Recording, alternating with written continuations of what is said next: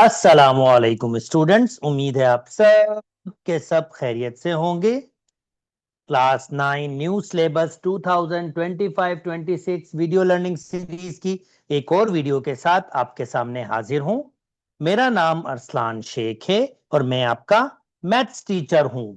इस प्लेलिस्ट में मैं जो अभी तक चैप्टर कवर कर चुका हूं वो है real numbers, logarithms, set theory, function and graph, factorization, algebraic manipulation, linear equation and inequalities, vectors, introduction to coordinate geometry, loci, logic क्योंकि पेपर में इंक्लूड नहीं है तो इसी वजह से मैंने उसको नहीं कवर किया।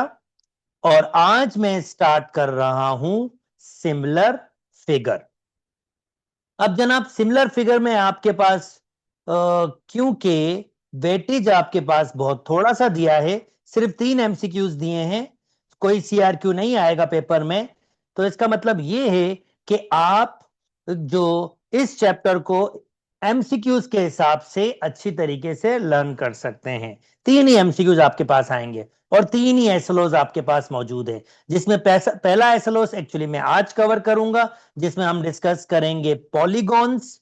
और सेकंड में मैं डिस्कस करूंगा पॉलीगॉन्स के एरियाज के बारे में।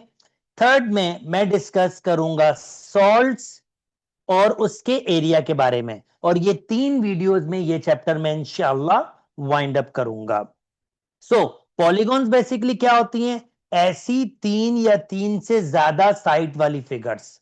सॉल्ट्स क्या होते हैं?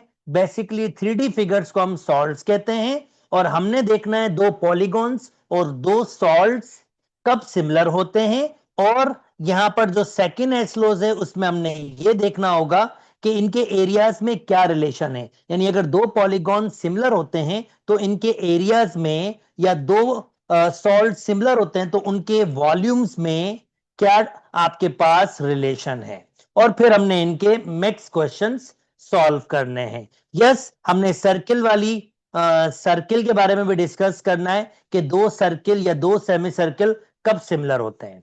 तो चलिए आइए स्टार्ट करते हैं लर्निंग को। सबसे पहले मैं डिस्कस करूंगा आपके साथ यहां पर describe the condition of a following polygons, not salt. Salt को डिस्कस नहीं करेंगे अभी इस वीडियो में। पॉलीगॉन्स टू बी सिमिलर, जिसमें मैं ट्राइंगल्स, रेक्टेंगल और क्वाड्रिलेटरल्स, रेक्टेंगल और स्क्वायर यानी क्वाड्रिलेटरल्स पे डिस्कस करूंगा। जल्दी से मैं आपको शॉर्ट शॉर्ट से बाद में समझा देता हूं।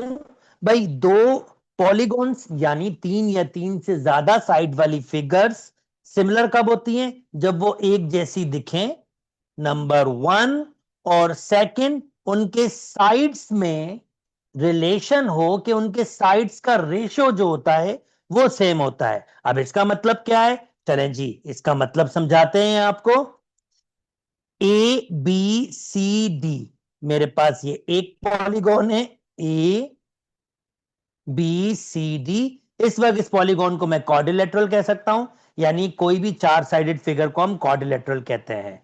ठीक है, और मैं इसका लिंक बना रहा हूं जिसको हम मैथ्स में कहते हैं corresponding A dash B dash C dash D dash.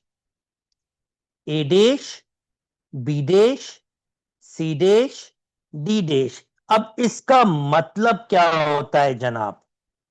इसका मतलब क्या होता है? इस करस्पॉन्डिंग बनाने का मतलब यह होता है कि मैं एंगल्स में रिलेशन डेवलप कर रहा हूं। Angle A, angle B, angle C, angle D. यानी यहां पर इसका मतलब क्या होता है? एंगल ए जैसे यहां पर दिया हुआ है, एंगल ए एंगल बी के साथ, इस कंडीशन में ए डैश के साथ, बी बी डैश के साथ, सी सी डैश के साथ, डी डी डैश के साथ। यानी मैंने एक लिंक बनाया है और सिमिलरली साइड्स का रिंग भी बनाया है। ए बी के साथ A dash B dash, B C के साथ B dash D C dash, C D के साथ सी डैश डी डैश, और ए डी के साथ ए डैश डी डैश।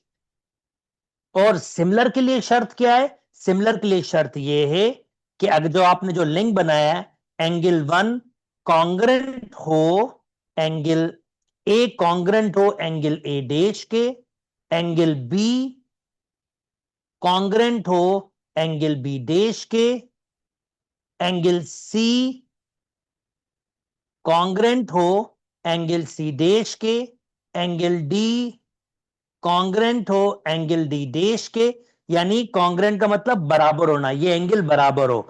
यानी इसका मतलब मैं ये कह रहा हूं कि ये वाला एंगल इस एंगल के बराबर हो, और ये दो हैं तो ये वाला एंगल इस दो वाले के बराबर, एंगल सी डैश के, और एंगल डी डैश के। जब एंगल बराबर होते हैं जो शेप बनती है वो बिल्कुल एक जैसी बनती है। मतलब छोटी बड़ी हो सकती है वो, पर वो एक जैसी बनती है। जैसे आप देख सकते हैं ये शेप एक जैसी है, तो एंगल का बराबर होने का मतलब ये होता है कि शेप एक जैसी बनती है। और सेकंड बात जो बहुत इंपॉर्टेंट है वो ये है इनकी साइड्स का रेशो। यानी ए बी को अगर मैं डिवाइड करूं ए डैश बी डैश से, तो इसका आंसर बराबर आना चाहिए बी सी को डिवाइड करूं बी डैश सी डैश, यानी करस्पॉन्डिंग साइड से ले रहा हूं बी डैश सी डैश से, और सी डी को अगर मैं डिवाइड करूं सी डैश डी डैश से, और भाई अगर मैं ए डी को डिवाइड करूं ए डैश डी डैश से, अगर इनके रेशोस लूं और रेशोस बराबर हो तो इसका मतलब ये पॉलीगॉन सिमिलर है। यानी पहली शर्त एंगल होती है और दूसरी शर्त ये होती है। तो चले एंगल तो इसने ऐसे करके बराबर दिखा दिए, अब मैं साइड्स को दिखाता हूं आपको कि ये किस तरह से सिमिलर है।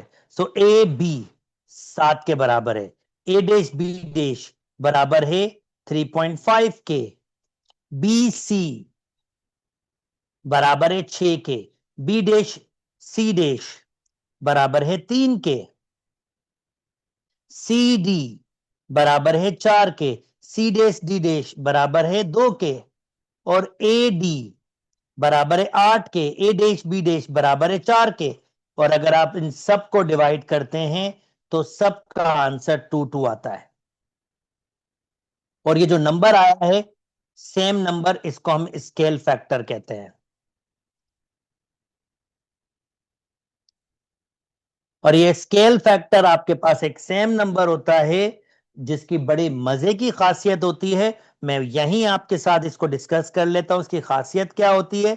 उसकी खासियत ये होती है, अगर मैंने बड़ी साइड को छोटी साइड से डिवाइड किया है, अगर मैंने बड़ी साइड को यानी बड़ी साइड को छोटी साइड से डिवाइड किया है, जो स्केल फैक्टर जो नंबर आएगा वो मुझे क्या करके देगा, वो मुझे बड़ी साइड की वैल्यू देगा। क्योंकि बड़ी साइड को छोटी साइड से डिवाइड किया है तो वो मुझे बड़ी साइड की वैल्यूज दे सकता है अगर मेरे पास छोटी साइड्स की वैल्यू गिविंग हो। फॉर एग्जाम्पल देखिए, अगर मुझे ये 7 चाहिए तो इसकी करस्पॉन्डिंग क्या है 3, और स्केल फैक्टर क्या आया है 2।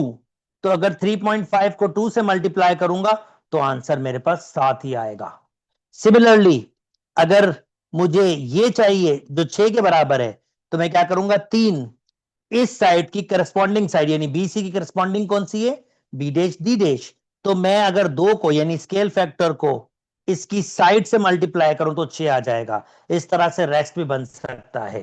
तो स्केल फैक्टर लेने का यह भी तरीका है, और मैं स्केल फैक्टर ऐसे भी ले सकता हूं, यानी इसी का रिवर्स मैं स्केल फैक्टर एग्जैक्टली ऐसे भी ले सकता हूं, A dash B dash divided by A B C dash D dash divided by C D B dash C dash divided by B C और A dash D dash divided by A D. अब की बार जो scale factor आएगा जाहिर बात है reverse होगा, तो ये आपके पास 3.5 ऊपर होगा 7 नीचे होगा, तो स्केल फैक्टर 1/2 आएगा। 3 ऊपर होगा 6 नीचे तो 1/2। और ये स्केल फैक्टर आपके पास 1/2 है क्योंकि मैंने छोटी साइड को बड़ी साइड से डिवाइड किया है। और ये जनाब अब आपको क्या दे सकता है, अगर आपको बड़ी साइड की वैल्यूज गिविंग है तो मैं छोटी साइड्स की वैल्यू फाइंड कर सकता हूं। यानी अगर मुझे 3.5 चाहिए तो मैं क्या करूंगा 7 मल्टीप्लाई बाय 1/2, और आंसर क्या आ जाएगा 3.5। इस तरह से रेस्ट सारी छोटी साइड्स में मालूम कर सकता हूं अगर मुझे बड़ी साइड्स गिविंग हो और मुझे पता हो कि ये सिमिलर है। उम्मीद करता हूं दोस्तों आपको बात समझ आ गई होगी और बिल्कुल भी डिफिकल्टी नहीं हुई होगी। तो चलें जी, जल्दी जल्दी से क्वेश्चन आगे चलाते हैं और हम देखते हैं कि हम इसको किस तरह से सिमिलर प्रूफ कर सकते हैं। कहता है भाई डिसाइड करें कि ये आपके पास सिमिलर है या नहीं। तो सबसे पहले तो करस्पॉन्डिंग स्टेटमेंट्स बनाएंगे जिसको हमें सिमिलर स्टेटमेंट में कन्वर्ट करना होगा। ट्राइंगल ए बी सी अगर मुझे बनाना है तो भाई ये 30 डिग्री है, ये 90 का सिंबल होता है, इट मीन 90। तो 30 90 एक ट्राइंगल के तीनों एंगल का सम 180 होता है। तो जनाब अगर 180 होता है तो ये वाला आपके पास कितना हो जाएगा, 60 हो जाएगा। तो 30 90 60 180, सिमिलर 90 30 तो फिर ये 60 होगा। अब मुझे आसानी हो जाएगी करस्पॉन्डिंग बनाने में कि मैं कैसे बना सकता हूं। भाई एंगल ए और एंगल डी बराबर है तो मैंने डी ले लिया, एंगल बी और एंगल ई बराबर है तो मैंने ई ले लिया और आखिरी एफ ही बचता है। तो मुझे ये तो समझ आ गया है कि एंगल ए बराबर है एंगल डी के, एंगल बी बराबर है जिसको मैं कहूंगा कॉन्ग्रेंट, एंगल बी बराबर है एंगल ई के, और एंगल सी बराबर है एंगल एफ के। तो ये एंगल तो ऑलरेडी बराबर हो गया। अब मुझे करस्पॉन्डिंग के हिसाब से क्या करना है, रेशियो लेने हैं। अगर मैं बड़ी ट्राइंगल का छोटी से लूंगा तो फिर ऑफ कोर्स मैं बड़ी ट्राइंगल की वैल्यूज फाइंड कर सकता हूं। जैसे मैंने आपसे कहा था, देखें आपकी मर्जी है, कोई भी रेशियो किस तरीके से ले सकते हो, डीई ए बी भी ले सकते हो और A B D E, it's really up to you. तो भाई ए बी अपॉन डीई बराबर होता है B C upon E F, बराबर होना चाहिए A C upon D F. अब ये सारे के सारे क्या होने चाहिए, बराबर होने चाहिए रेशोस। तो मैं रेशो ले लेता हूं, ए बी हमें हमारे पास दिया हुआ है 12, डीई 9 दिया हुआ है, बी सी बी से सी 6 और ई से एफ 4.5 और जनाब ए से सी 6 रेडिकल 3 और डी एफ 4.5 रेडिकल 3। इसको डिवाइड कर लेता हूं, ये तो सीधा सीधा 6 4.5 ये तो वैसे ही बराबर आ गए आपके पास। और अगर मैं इनको डिवाइड कर रहा हूं तो डिवाइड का आंसर मेरे पास आ रहा है 1.33, अप्रोक्सीमेट 1.33 और 1.33, और ये एग्जैक्टली बराबर है। तो इसका मतलब ये ट्राइंगल्स आपके पास सिमिलर हैं। और जैसे मैंने आपसे कहा था कि इसका स्केल फैक्टर अगर मैं किसी भी एक को डिवाइड कर लूं तो ये आ रहा है 4/3, ये इसका स्केल फैक्टर है। और 4/3 क्योंकि बड़ी वैल्यू है, तो अगर मुझे बड़ी ट्राइंगल की आंसर्स चाहिए और मुझे छोटे ट्राइंगल्स के वैल्यूज मिली हुई और मुझे ये बताया गया है कि ये सिमिलर है, तो देखिए मैं आराम से निकाल सकता हूं। यानी अगर मुझे 12 चाहिए तो 12 के सिमिलर, यानी ए बी का सिमिलर क्या है, डी ई, यानी ये 9 है डी ई। तो मैं 9 के जरिए 12 बना सकता हूं। मैं सिर्फ क्या करूंगा, 9 को मल्टीप्लाई कर दूंगा स्केल फैक्टर से और 3 4 जा 12, ये आंसर आ गया। और रेस्ट ऐसे ही भी निकाल सकता हूं। और अगर मैं रिवर्स रेशो ले लूं, यानी इसको ऊपर कर लूं इसको नीचे, जैसे फॉर एग्जांपल 9/12, तो 9/12 मेरे पास आंसर आएगा 3/4। अब ये जो स्केल फैक्टर होगा ये आपको छोटी ट्राइंगल जो होगी, अगर आपको बड़ी ट्राइंगल जो दोनों सिमिलर्स हैं उसकी बड़ी ट्राइंगल की साइड्स गिविंग होगे तो आपको छोटी ट्राइंगल के साइड्स भी मिल जाएंगे। यानी फॉर एग्जांपल अगर आपके पास 12 गिविंग है और आपको 9 चाहिए करस्पॉन्डिंग में, तो 3/4 को मल्टीप्लाई करना होगा आपको 12 से, और देखें 3 × 3 आंसर 9 आपको मिल रहा है। ये छोटी छोटी बातें बहुत जरूरी हैं पेपर के हिसाब से, क्योंकि एमसीक्यू से तो वो आपके पास किसी भी किस्म का पूछ सकता है। वीडियो को रोक के काइंडली ये क्वेश्चन आप सॉल्व कर लीजिएगा, मैं आगे मूव कर रहा हूं। अच्छा जी, ऑलरेडी स्केल फैक्टर के बारे में बता चुका हूं कि अगर एक साइड गिविंग हो तो और स्केल फैक्टर मिला हो तो दूसरी साइड्स भी हम बना सकते हैं। ये डिस्कशन मैं प्रैक्टिकली आपके साथ कर चुका हूं। उम्मीद करता हूं आपको बात समझ आ गई होगी। अच्छा जी, नाउ ये आपके पास कहता है डिसाइड वेदर, ये वाला भाई साहब सिमिलर है या नहीं, तो वो यही स्केल फैक्टर के जरिए निकालने की कोशिश कर रहा है। तो दिस इज वेरी सिंपल। अगर मैं कह रहा हूं ए बी, तो ए बी और के एल, सो ए बी मेरे पास कहां पर है 12, और के एल 8, तो जनाब ये रेशो आ रहा है आपके पास 3/2। 4 का टेबल मैंने यूज किया है, यानी ये बड़े का रेशो आया है। अब आपके पास छोटी वैल्यूज मिली हुई, देखिए मैं सारी बड़ी वैल्यूज निकाल सकता हूं सिर्फ करस्पॉन्डिंग में। यानी अगर के एल आपके पास गिविंग है 8 के बराबर, तो उसके करस्पॉन्डिंग ए बी बना सकता हूं मैं। के एल को अगर मल्टीप्लाई करूंगा इसके स्केल फैक्टर से, तो इसकी करस्पॉन्डिंग साइड देखिए बन जाएगी आपके पास। तो के एल हमारे पास है 8 × 3/2। 2 का टेबल लगाया 12, आप देख सकते हैं इसका करस्पॉन्डिंग 12 आ गया। और ऐसे सारी की सारी आपको मिल जाएंगी। तो ये सिमिलर आपके पास 101% है। उम्मीद करता हूं आपको बात समझ आ गई है और बिल्कुल भी डिफिकल्टी नहीं हुई है। इवन आप ये भी कर सकते हो कि भाई A B upon K L बराबर कर दो B C upon L Q बराबर कर दो C D upon Q R और बराबर कर दो डीई अपॉन आर पी और बराबर कर दो एई अपॉन के पी। इवन इसको रिवर्स करके भी लिख सकते हो, तब भी आपके पास आंसर सेम ही आएगा। और ये अगर आपने वेरीफाई कर लिया कि ये रेशोज बराबर आ रहे हैं, तो ये दो आपके पास पॉलीगॉन सिमिलर होंगे। उम्मीद करता हूं दोस्तों बात समझ आ गई होगी और बिल्कुल बिल्कुल बिल्कुल भी डिफिकल्टी नहीं हुई होगी। चलें जी, नेक्स्ट मूव करता हूं। अब जल्दी से ये एक क्वेश्चन आपको सॉल्व करवा देता हूं।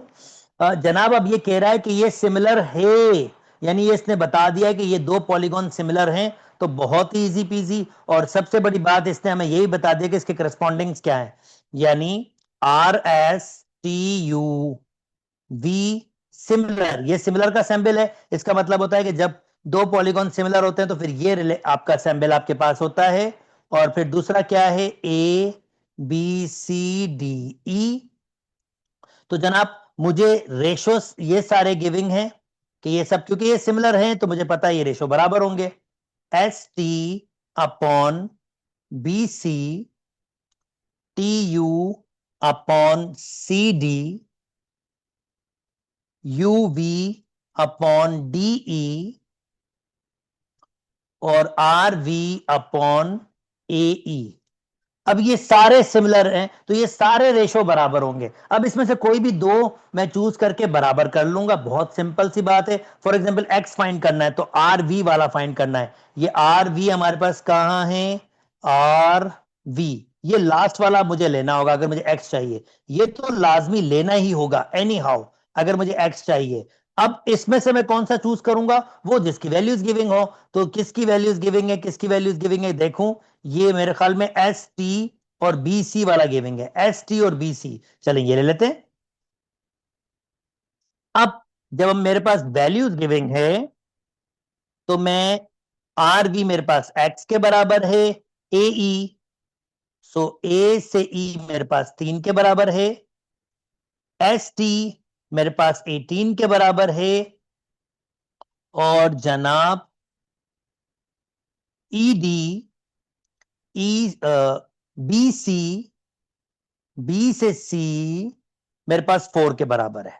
चले जी अब इसको सिंप्लीफाई कर लेते हैं। 4x क्रॉस मल्टीप्लाई किया मैंने, 3 × 18 हो जाएगा। x बराबर हो जाएगा 3 × 18 ÷ 4। और मिस्टर कैलकुलेटर से अगर मैं ये छोटी सी कैलकुलेशन पूछ लूंगा तो वो मुझे बता देगा 3 × 18 ÷ 4। तो ये आंसर आ रहा है आपके पास 13.5। और जल्दी से अगर मैं ये फाइंड कर लूं, यानी मुझे अब y+2 की वैल्यू चाहिए, तो टी यू, अब T U upon C D होगा। और अगेन मैं यही रेशो ले सकता हूं, S T upon B C. तो ये मेरे पास है y+2 सी डी, सी से डी 5 के बराबर है, और एस टी मेरे पास दिया हुआ है 18/4। क्रॉस मल्टीप्लाई कर लूंगा तो ये हो जाएगा 4y+8, मैंने क्रॉस मल्टीप्लाई कर लिया।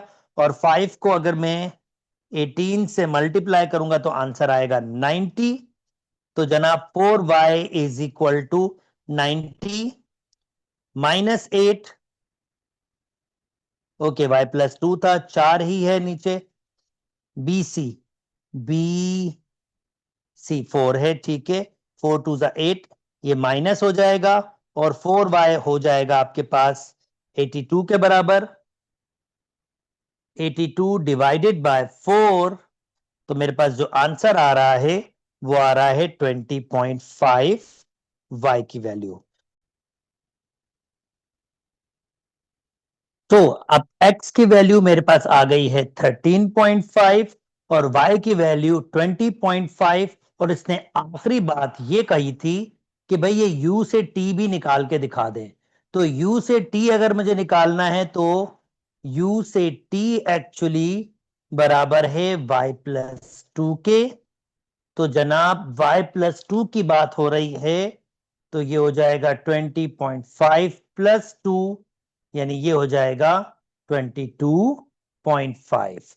उम्मीद करता हूं दोस्तों आपको बात समझ आ गई होगी और बिल्कुल भी डिफिकल्टी नहीं हुई होगी। चलें जी, अब फाइंड द स्केल फैक्टर। अगर स्केल फैक्टर फाइंड करना है तो कोई भी दो करस्पॉन्डिंग साइड्स ले लें।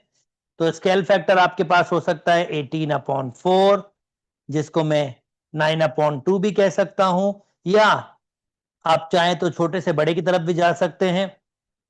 पर इसने खुद मेंशन किया है find the scale factor of RSTUV to polygon. तो भाई इससे इसमें तो फिर यही फॉर्म होगी। अगर वो बोलता polygon ABCDE up to RSTUV, तो फिर मैं ये वाला आपके पास कहता, दूसरा रिवर्स वाला कहता। खैर, चलें जी, स्केल फैक्टर मैंने आपको बता दिया। उम्मीद करता हूं दोस्तों आपको बात समझ आ गई होगी और बिल्कुल भी डिफिकल्टी नहीं हुई होगी। चलें जी, ये क्वेश्चन आपके पास नीचे है, ये सब के सब इसको ट्राई कीजिए और वीडियो को रोक लीजिए, इसको ट्राई कीजिए और कमेंट में मुझे इससे आंसर शेयर कर लीजिएगा। चलें जी, आगे मूव करता हूं। अब ऑलरेडी डिस्कशन में करके आया हूं स्केल फैक्टर में, ये वैल्यूज कैसे बनानी है, रेशोज को कैसे आपको दिखाना है सिमिलर है या नहीं, ऑलरेडी मैं डिस्कस करके आया हूं। तो ये 3 क्वेश्चन बिल्कुल वीडियो यहाँ रोक लीजिएगा और खुद से ट्राई कीजिएगा। अभी मैंने एक्स की वैल्यू निकालना आपको सिखाई है, तो मैं उम्मीद करता हूं ये आपको बिल्कुल भी डिफिकल्ट नहीं लगेगा। तो अब वीडियो रोक के आप इसको भी ट्राई कर सकते हैं और ये भी इसी तरह से सिमिलर क्वेश्चंस हैं। अच्छा जी, नेक्स्ट, अब एक और मजे की प्रॉपर्टी हम आपके साथ वेरीफाई करते हैं और वो मजे की प्रॉपर्टी मैं आपके साथ, पहले मैं इसको एक्सप्लेन नहीं करता, मैं डायरेक्टली एक एग्जांपल से स्टार्ट करता हूं और फिर वो प्रॉपर्टी आपको वेरीफाई करता हूं कि ऐसा होता है और फिर मैं स्टेटमेंट की तरफ आपको समझाऊंगा कि स्टेटमेंट क्या है, पैरामीटर ऑफ सिमिलर फिगर्स का क्या स्टेटमेंट है। भाई, a town plan to build a new swimming pool, Olympic pool is rectangular with the length of 50 meter and the width of 25 meter. भाई 50 मीटर और 25, लेंथ 50 मीटर और 25 metre है। The new pool will be similar to the shape of Olympic pool but will have the length 40 metre. यानी एक नया similar pool बनाना है जो बिल्कुल ऐसा ही है मगर उसकी लेंथ कितनी होगी, 40 मीटर। अच्छा, ये बात ध्यान में रखेंगे कि ये सिमिलर आपके पास है, तो मुझे ऑफ कोर्स इसकी ये रिलेशन अगर फाइंड करनी है तो मैं इजीली फाइंड कर सकता हूं। This is not a difficult, पर उससे पहले क्योंकि ये रेक्टेंगल है तो ये 50 है और ये 25 होगा। पैरामीटर का मतलब होता है सारी साइड्स का जमा, तो इसका पैरामीटर मैं P1 कह रहा हूं, जो सारी साइड्स का जमा होगा 50 और 50 100 और 50 ये 150 हो जाएगा। अच्छा जी, अगर ये दोनों शेप सिमिलर हैं, अगर ये सिमिलर हैं तो मैं x इजीली फाइंड कर सकता हूं। This is not a difficult task. मैं स्केल फैक्टर फाइंड कर सकता हूं 40 डिवाइड बाय 50, यानी स्केल फैक्टर क्या है 4/5। ऑफ कोर्स मैंने छोटे वाले का फाइंड किया है स्केल फैक्टर, क्योंकि ये 40 लेंथ है, ये 50, तो ये छोटे वाले का 4/5 है। तो मुझे x फाइंड करना है तो मुझे जस्ट इसको स्केल फैक्टर से मल्टीप्लाई करना होगा। तो मैं कहूंगा 25 मल्टीप्लाई बाय 4/5। अगर मैं इसको सिंप्लीफाई करूंगा तो आंसर मेरे पास आ जाएगा 5 मल्टीप्लाई बाय 4 यानी कि 20। सो ये मेरे पास x की वैल्यू आ गई 20। तो अगर ये 40 है तो ये भी 40 होगा, और ये 20 तो ये भी 20। तो अगर मैं सेकंड पैरामीटर निकालूं तो सेकंड पैरामीटर आपके पास क्या होगा, 40 और 40 80, ये 120 हो जाएगा। अब जो मैं मजे की प्रॉपर्टी आज आपके साथ डिस्कस करना चाह रहा हूं, वो मजे की प्रॉपर्टी ये है, अगर मैं दोनों के पैरामीटर का रेशो लूं तो वो उनकी किसी भी साइड के रेशो के बराबर होगा। अगर ये corresponding sides length to length है तो मैं कह सकता हूं वो 50/40 के बराबर भी होगा, और मैं सिमिलरली कह सकता हूं दूसरी साइड कौन सी है, 25 और 20। पर ये ध्यान में रखिएगा, बड़ा पैरामीटर मैंने ऊपर रखा है तो बड़ी साइड मैंने ऊपर रखी है, यानी इस चीज पे आपने ख्याल करना है। ओके, सो ये हो जाएगा 150/120, इसको कैंसिल आउट करेंगे तो ये 5/4 हो जाएगा। इसमें 5 का टेबल लगाएंगे तो ये भी 5/4 हो जाएगा। ऑफ कोर्स ये रेशो तो बराबर होने चाहिए क्योंकि सिमिलर है। और मजे की बात, अगर इसको कैंसिल आउट करेंगे और 3 का टेबल लगाएंगे तो ये भी 5/4 होगा। तो जनाब मैं नया स्टेटमेंट दे सकता हूं, अगर दो पॉलीगॉन सिमिलर हैं तो उनके पैरामीटर का रेशो उनकी किसी भी करस्पॉन्डिंग साइड्स के रेशो के बराबर होगा, किसी भी करस्पॉन्डिंग साइड्स के रेशो के बराबर होगा। यानी ये एक और मजे की चीज आपके साथ मैंने डिस्कस की है कि अगर आपको दो पॉलीगॉन सिमिलर मिल रहे हैं तो उनके पैरामीटर का रेशो इनकी किसी भी साइड्स के रेशो के एग्जैक्टली बराबर होगा। तो पैरामीटर, लेट मी से parameter 1, parameter 2, side 1 and side 2, ये आपका एक और फार्मूला मैंने डेवलप कर दिया। उम्मीद करता हूं दोस्तों आपको बात समझ आई होगी, और जल्दी से इसका एक छोटा सा क्वेश्चन हम करके दिखाते हैं। कहता है कि the two gazebos shows are similar in pentagon. चलें, कोई चीजें, कोई आपके पास दो शेप्स हैं जो बिल्कुल सिमिलर हैं। कहता है फाइंड द पैरामीटर ऑफ गैज़ोबोस ए। अब ये ए है, गैज़ेबो ए का पैरामीटर फाइंड करना है। अच्छा, पैरामीटर फाइंड करना है तो मुझे सेकंड का पैरामीटर पहले निकाल लेना चाहिए, क्योंकि इन सारी साइड्स को जमा करूंगा तो P1 में कह देता हूं 18 15, 18 प्लस 15 प्लस 9 प्लस 12 प्लस 15। तो 18 15 9 12 15 पूरे 5 हो गए। जस्ट मैं इनको ऐड कर लेता हूं, मिस्टर कैलकुलेटर को कह देता हूं कि ऐड करके दे दे मुझे। तो ये होगा 18 प्लस 15 प्लस 9 प्लस 12 प्लस 15, तो ये आपके पास आ रहा है 69। 18 15 9 12 15, ये हो जाएगा 69। अब मुझे सेकंड पैरामीटर फाइंड करना है, वो मुझे नहीं पता। अलबत्ता क्योंकि ये ट्राइंगल सिमिलर है और ये शेप सिमिलर है, ट्राइंगल बोल रहा हूं, ये पॉलीगॉन सिमिलर है, तो हमारे पास इनका एक रेशो तो मुझे मिला हुआ है। बेशक एक्स में निकाल सकता हूं अगर आप चाहें तो, this is not a difficult task, पर मैं पैरामीटर निकाल लेता हूं जो उसने मुझसे कहा है। तो मैं कहूंगा पैरामीटर 1 डिवाइडेड बाय पैरामीटर 2, यानी पैरामीटर का रेशोस बराबर आएगा इसकी साइड्स के रेशो के। तो अगर मैं P1 को बड़ा पैरामीटर साइड कह रहा हूं तो फिर उसकी साइड लूंगा 15 डिवाइडेड बाय इसको लूंगा 10। पैरामीटर मुझे मिला हुआ है P1 का, P1 का पैरामीटर मिला हुआ है वो 69 है। P2 मुझे फाइंड करना है, 15/10 हो जाएगा आपके पास। ओके, फिर क्रॉस मल्टीप्लाई कर लेता हूं, 6 10, ये हो जाएगा 15 P2 के, और जनाब इसको मल्टीप्लाई करूंगा तो 690 हो जाएगा। 15 से डिवाइड कर लेता हूं तो ये हो जाएगा 690 डिवाइडेड बाय 15, तो मेरे पास आंसर आ रहा है 46। तो जनाब इसकी सारी साइड्स का जमा आपके पास 46 होगा। आप चाहें तो x की वैल्यू निकाल सकते हैं, तरीका मैं आपको सिखा चुका हूं। मैं अब आगे मूव कर जाता हूं। उम्मीद करता हूं दोस्तों ये बात बिल्कुल समझ आ गई होगी और बिल्कुल भी डिफिकल्टी नहीं हो रही होगी। This is really easy busy task. अगर आप प्रॉपरली शुरू से समझ रहे हैं तो फिर आपको बिल्कुल भी डिफिकल्टी नहीं हो रही होगी। अच्छा जी, नाउ ये वही वाली बात है, रेशो दिया हुआ है, और पैरामीटर दिया हुआ है तो कोई एक आपके पास पैरामीटर फॉर स्मॉलर, ये सिंपली ये कह रहा है the parameter of one polygon and the ratio of the corresponding sides are giving, find the parameter of other polygon. तो एक पॉलीगॉन का दिया हुआ है आपके पास, तो कह रहा है पैरामीटर ऑफ स्मॉलर पॉलीगॉन, अगर स्मॉलर की बात हो रहा है तो 48, तो ये 2/3 यानी ये वाला आपके पास स्मॉलर ही होगा, तो मैं कहूंगा 48 अपॉन ये बिगर है।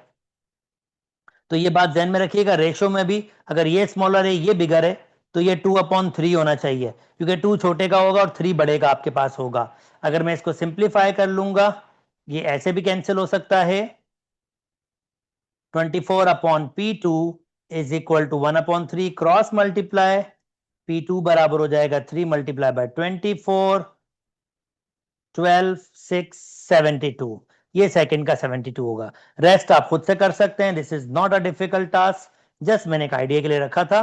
थोड़ा सा अब जल्दी जल्दी से आगे चले जाते हैं। अब प्योरली ट्राइंगल पर डिस्कस कर लेते हैं, क्योंकि एक्यू में मोस्टली आपके पास ट्राइंगल से आना जरा ज्यादा होगा।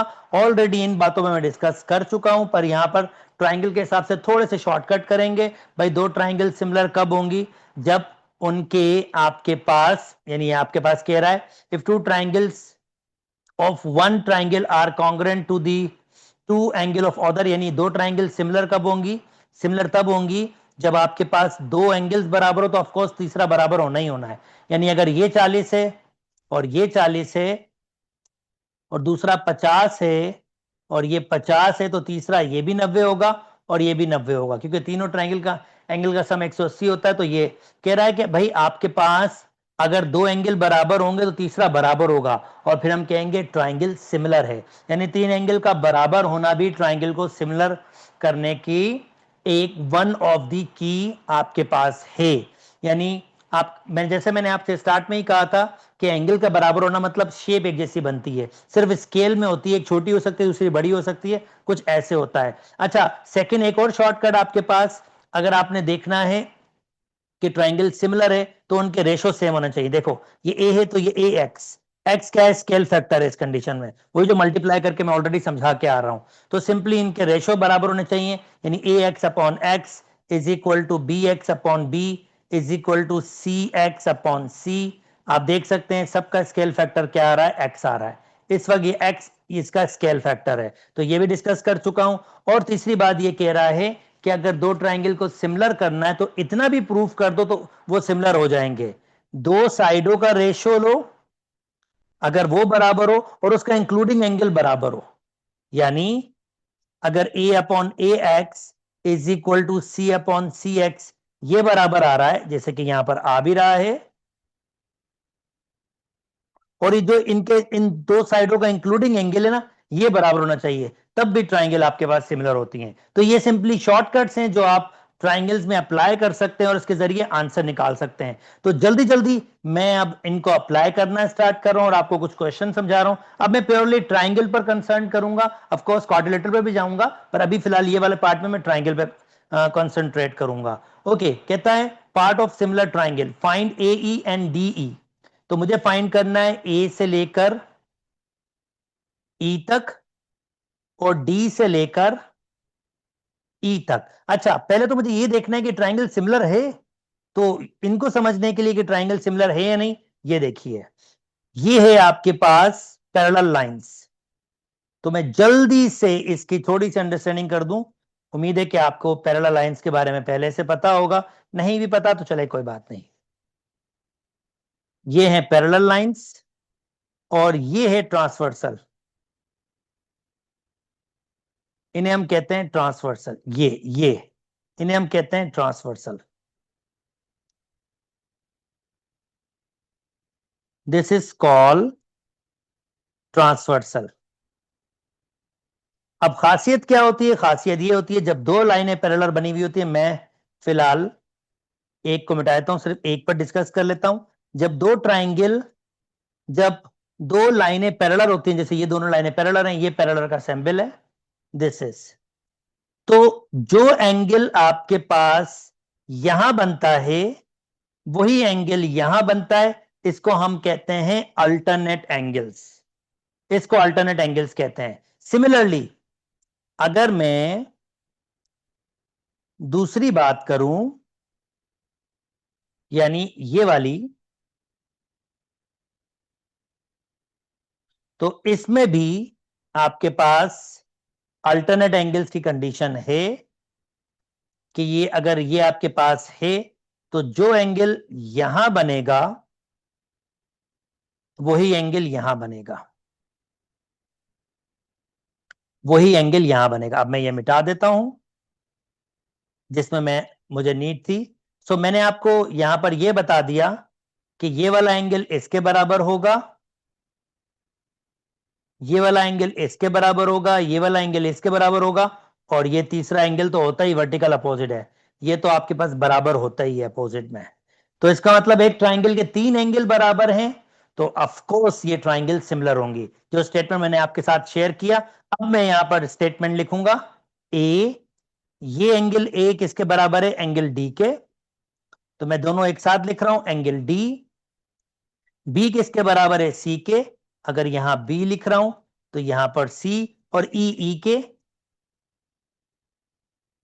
और ये मैंने सिमिलर स्टेटमेंट लिख दिया कि ये मेरे पास स्टेटमेंट बन गया सिमिलर का। अब वैल्यूज फाइंड करना इजी पीजी, आपको क्या फाइंड करना है, ए से ई, तो जनाब जल्दी से बना लेता हूं, A B upon D C बराबर होगा बीई अपॉन सी ई बराबर होगा ए ई अपॉन डीई। तो मुझे क्या फाइंड करना है, ए ई, जैसे मैंने कहा ए ई, ये तो मुझे चाहिए ही होगा, एनी हाउ मुझे इसको तो लेके आना है, तो ए ई अपॉन डी ई, ये लाइंस आप दे दीजिएगा, अगर मैं कहीं मिस कर रहा हूं तो ये लाइन दे दीजिएगा।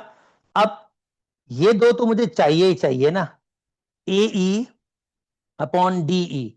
अब जो जिसकी वैल्यू मेरे पास गिविंग होगी, तो वैल्यू गिविंग है ए बी की और सी डी की, तो मेरे पास ए बी और सी डी, ये तो मैं इसको इसके साथ, क्योंकि वैल्यू ही मुझे इसकी गिविंग है तो मैं क्या कर सकता हूं, चलें जी, ए ई हमारे पास दिया हुआ है एक्स माइनस वन, और डी ई हमारे पास दिया हुआ है एक्स प्लस 5, ए बी 2 के बराबर दिया है, और डी सी 5 के बराबर। क्रॉस मल्टीप्लाई करते हैं, ये हो जाएगा 5x माइनस 5, मैंने 5 से मल्टीप्लाई कर लिया, इसको 2 से मल्टीप्लाई करूंगा, 2x प्लस 10, 2 को उधर ले आऊंगा, 5 को उधर, 2x, ये 5x minus 2x, 10 plus 5, 3x is equal to 15, cancel out, x की वैल्यू 5 आ रही है। जनाब x की वैल्यू 5 आ गई तो इसका मतलब 5 और 5 ये 10 होगा, 5 में से 1 करेंगे तो ये 4 होगा, और रेशोस ले सकते हो, रेशो आपके पास एग्जैक्टली बराबर भी होंगे। उम्मीद करता हूं दोस्तों आपको बात समझ आ गई होगी। तो ए ई 4 के बराबर है और डी ई 10 के बराबर है।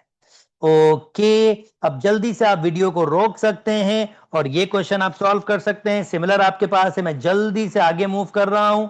ओके जनाब, स्केल फैक्टर की डिस्कशन आपके पास, ये साइट्स मैंने आपको ऑलरेडी काफी दफा करवा चुका हूं, तो उम्मीद करता हूं आपको डिफिकल्टी नहीं होगी। और अगर आप दोस्तों, अगर आपको मेरे साथ मजीद वर्क करना है तो आप मेरी ऑनलाइन क्लासेस ज्वाइन कर सकते हैं, जिसमें मैं अकॉर्डिंग टू स्टूडेंट उनकी हेल्प करता हूं, उनके लेवल के हिसाब से उनकी हेल्प करता हूं, और मेरा सब मटेरियल उनको प्रोवाइड किया जाता है ए टू जेड, जो according to A Q B एसलोस बनाए हुए। तो ये वाला क्वेश्चन भी आप खुद से करेंगे, स्केल फैक्टर दिया हुआ साइड दी हुई है, आई डोंट थिंक सो ये डिफिकल्ट है, ऐसा मैं करवा चुका हूं, और नीचे वाला भी आप खुद से ट्राई कर सकते हैं। अच्छा जी, अब ये क्वेश्चन सिमिलर इसी तरीके के जो मैं अभी तक करवा चुका हूं, तो ये क्वेश्चन भी आप खुद से अटेम्प्ट करेंगे, और उम्मीद करता हूं आपको बिल्कुल भी डिफिकल्टी नहीं होगी। तो ये सारे के सारा जो मटेरियल है, आप मेरे साथ चाहें तो आप मेरे साथ कनेक्ट होकर भी काम कर सकते हैं मेरी ऑनलाइन क्लासेस में, नहीं तो आप यहां पर भी खुद से ट्राई कर सकते हैं और कमेंट्स में मुझसे आंसर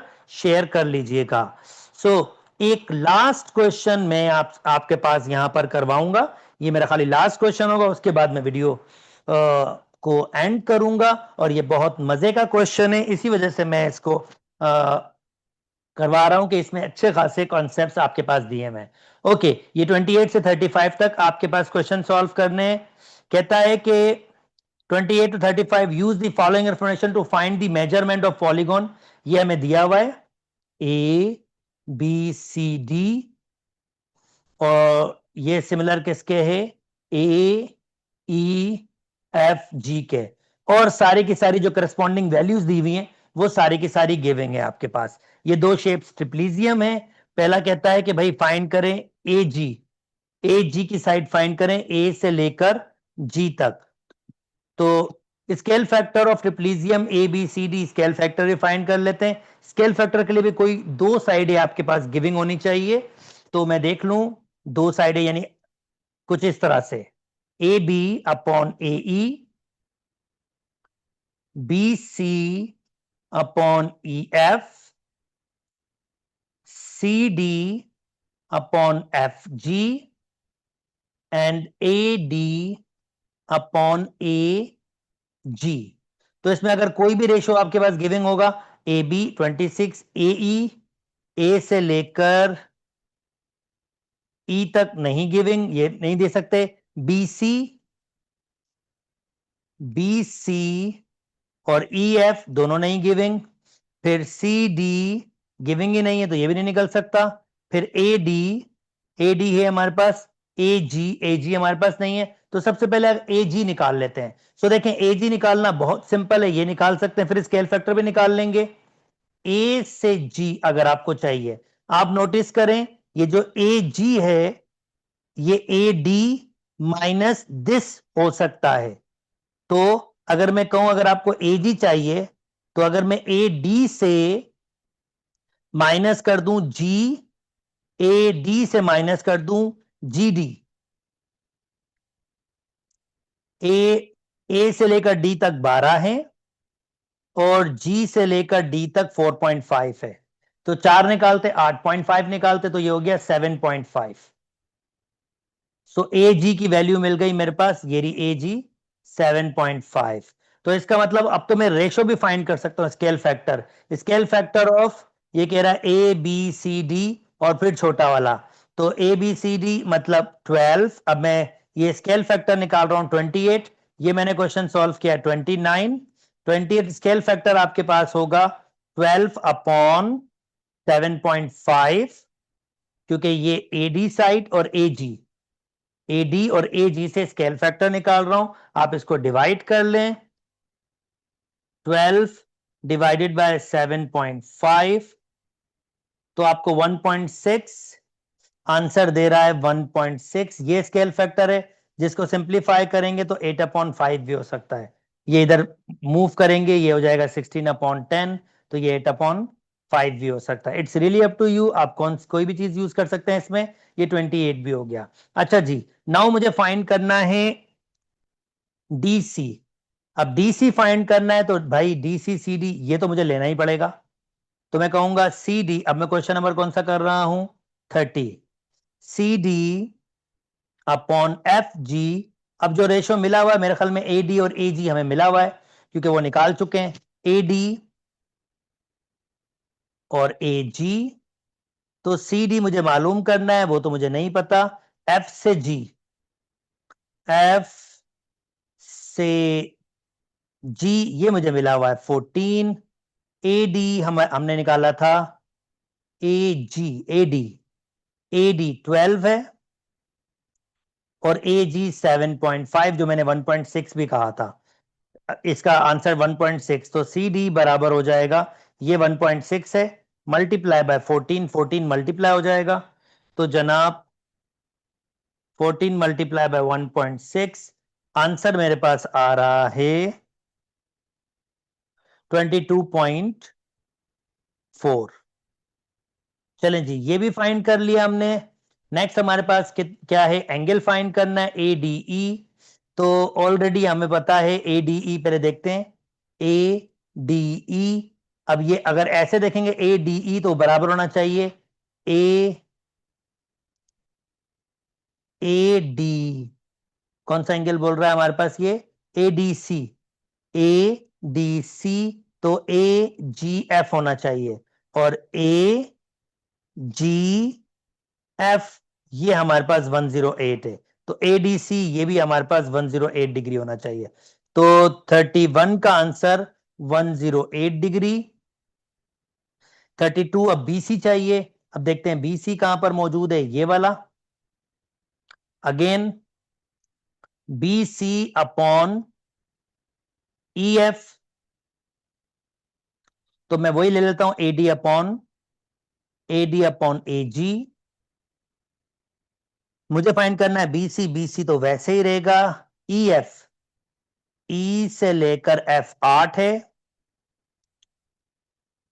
और ये AD अपॉन AG 1.6 है, ऑलरेडी निकाल चुके हैं, ये 1.6 है। और अब मैं 1.6 को मल्टीप्लाई करूंगा 8 से, तो BC हमारे पास आ गया 12.8। उम्मीद करता हूं दोस्तों आपको बात समझ आ गई होगी और बिल्कुल बिल्कुल बिल्कुल भी डिफिकल्टी नहीं हुई होगी। अब पैरामीटर की तरफ चला जाता हूं। पैरामीटर भी हम सीख के आ चुके हैं। सारी वैल्यूज तो गालिबन हमने निकाल ली है, तो मैं इसको थोड़ा सा क्लियर कर लेता हूं।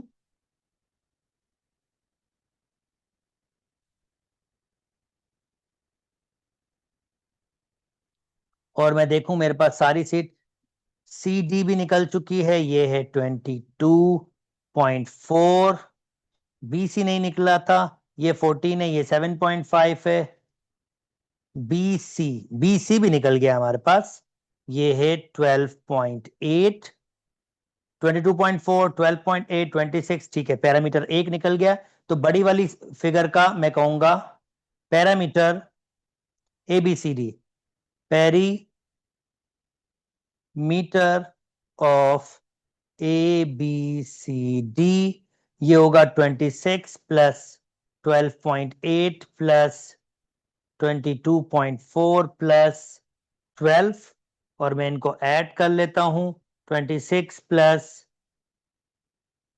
12.8 प्लस 22.4 प्लस 12, तो ये आंसर आ जाएगा 73.2। ये मेरे पास पैरामीटर आ गया है। और अगर मुझे पैरामीटर चाहिए AEF, तो वो मालूम कर सकते हैं। इस पैरामीटर को मैं P1 कह देता हूं, तो मैं कहूंगा P1 अपॉन P2 पैरामीटर कौन सा है, AEFG। AEFG इसका, तो क्योंकि ये दोनों सिमिलर हैं तो इसकी साइडों के रेशो के बराबर होगा। तो साइडों का रेशो मेरे पास 12, और मेरे पास इसका भी मिला हुआ है 7.5। मैं कर सकता हूं, मैं लिख सकता हूं 12 अपॉन 7.5। तो पैरामीटर एक में निकाल चुका हूं 73.2, पैरामीटर 2 फाइंड करना है, और ये 1.6 आंसर है। तो इसको इधर डिवाइड कर लूंगा। सेकेंड पैरामीटर मुझे मिल जाएगा, तो 73.2 डिवाइडेड बाय 1.6, तो सेकेंड का पैरामीटर मुझे मिल रहा है 45.75। और सिमिलरली जो दो पैरामीटर हैं, खाली उसका रेशो लेना है आपने। तो कह रहा है the ratio of a parameter of ABCD and this, तो भाई रेशो तो आपके पास वही 1.6 के बराबर होगा। अगर मैं वैल्यू लिखूंगा तो इसका रेशो 1.6 के बराबर ही होगा, क्योंकि दो साइडों के रेशो के बराबर होता है, तो इसका रेशो 1.6 ही होगा। उम्मीद करता हूं दोस्तों आपको बात समझ आ गई होगी। उम्मीद करता हूं दोस्तों आपको वीडियो समझ आई होगी। अगर मेरी वीडियोस पसंद आ रही तो मेरे चैनल को लाइक कीजिए, सब्सक्राइब कीजिए, दोस्तों के साथ भी शेयर कीजिए। और अगर आप मेरे साथ ऑनलाइन ज्वाइन होना चाहते हैं, आप चाहते हैं कि आप अपनी मर्जी के हिसाब से, अपनी टाइमिंग के हिसाब से मेरे साथ ज्वाइन करें और हर मेरा मटेरियल को एक्सेस कर सकें, व्हाट्सएप के मेरे साथ कनेक्ट हो सकें, तो आप मेरे साथ ऑनलाइन ज्वाइन कर सकते हैं। अपना बहुत ख्याल रखिएगा। अल्लाह हाफिज।